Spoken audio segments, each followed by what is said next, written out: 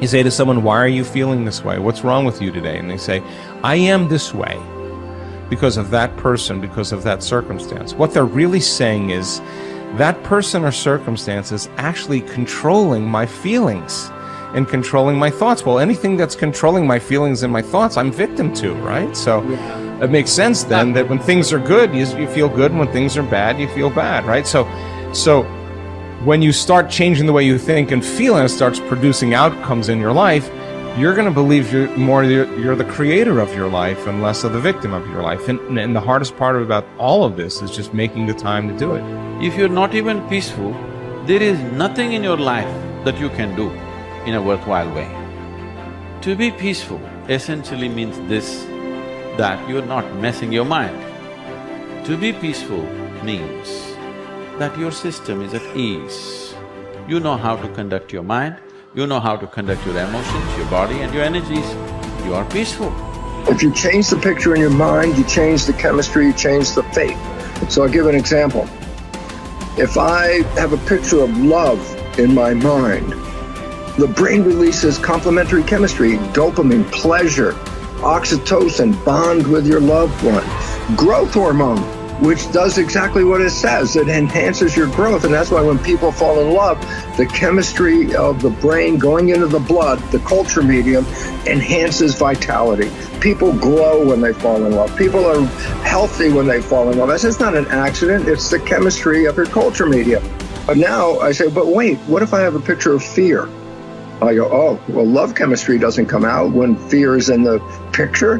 The brain releases stress hormones and factors that affect the immune system and growth of the system. And I go, oh my goodness. I say, why is it relevant? Changing my thought changes my chemistry. The chemistry adjusts my biology. So if I can control my thoughts, I can control the chemistry, and therefore I control the biology. So all possibilities already exist. You don't have to create the possibility. In fact, all you have to do is become aware that it exists.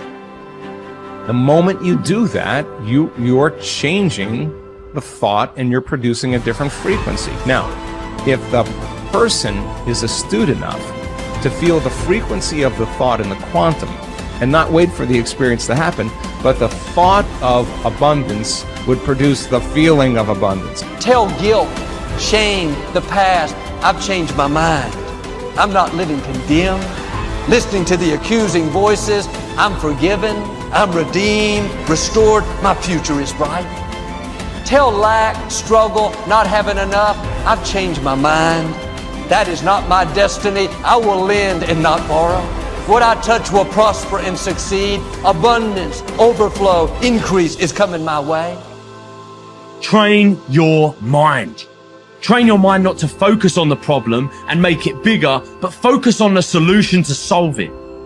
Stay positive, stay focused, and most importantly, stay strong. The way we've been using our thoughts are not necessarily productive. As a matter of fact, sometimes our investments of our thoughts are actually counterproductive because our thoughts create a reality that we then have to overcome. So basically it says that we must start to become aware of our thoughts. And why is this important? Because thoughts represent units of energy. Every time you have a thought, you use energy. Why this becomes relevant is, if I give you a checkbook for your bank account, you don't go down the street and just write checks to people like, oh, hey, you're a nice looking guy, here's 10 bucks for you, and oh, here, little girl, go out and buy yourself a little car, here's $1,000 for you. And you don't give away your money. Why? Because giving away your money is giving away your life. So basically, you become very frugal when you have a checkbook in your hand. Now, what I'm trying to tell you is this. You have an energy budget in your body. The energy is what keeps you alive. When you start using energy and writing checks where you get no return from your energy, then it's exactly the same as writing checks out of your bank checkbook and giving away your cash. So why this becomes important is the biology of belief reveals how our thoughts create our reality.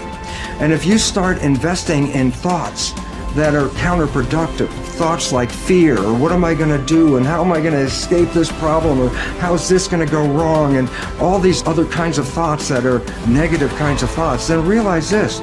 You are actually not just using your energy for having these thoughts, but these thoughts are also what come into your reality. What you focus on with your thoughts, your brain will manifest as reality. James from Harvard said, believe and your belief will create the fact. All things are possible if you believe.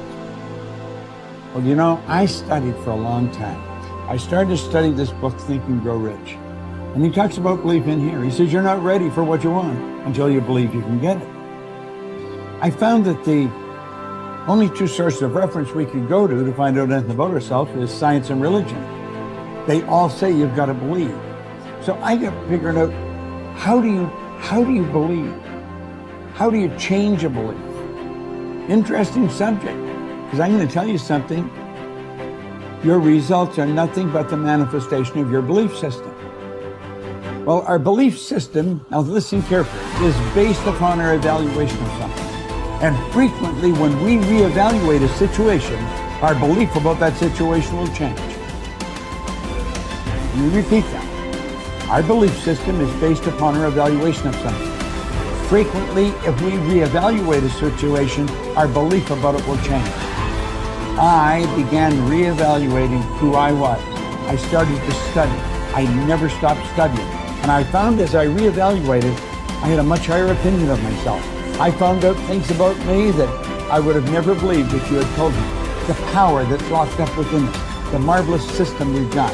You know, the blood circulates through your veins every 33 seconds, through hundreds of miles of passageway. Bang, just like that, clears all the food in and all the garbage out. Stop and think of the central nervous system. It's the most complex electrical system in the world. And you've got it. Think of your brain, an electronic switching station like that. You can change the vibration of yourself and everything around you. We have awesome powers, and it's all based on what you believe about you. Nothing is so embarrassing as watching someone do something that you said could not be done. People who embrace possibility thinking are capable of accomplishing tasks that seem impossible because they believe in solutions. When you believe you can do something difficult and you succeed, many doors open for you. Big thinkers are specialists in creating positive, forward-looking, optimistic pictures in their own minds and in the minds of others. If you embrace possibility thinking, your dreams will go from molehill to mountain size, and because you believe in possibilities, you put yourself in position to achieve them. The winners in life think constantly in terms of I can, I will, and I am. Losers, on the other hand, concentrate their waking thoughts on what they should have done or what they don't do. If you believe you can't do something, then it doesn't matter how hard you try, because you've already lost. If you believe you can do something, you have already won much of the battle. The first step in becoming a possibility thinker is to stop yourself from searching for and dwelling on what's wrong with any given situation. Sports psychologist Bob Rotella recounts, I tell people, if you don't want to get into positive thinking, that's okay. Just eliminate all the negative thoughts from your mind. Whatever's left will be fine.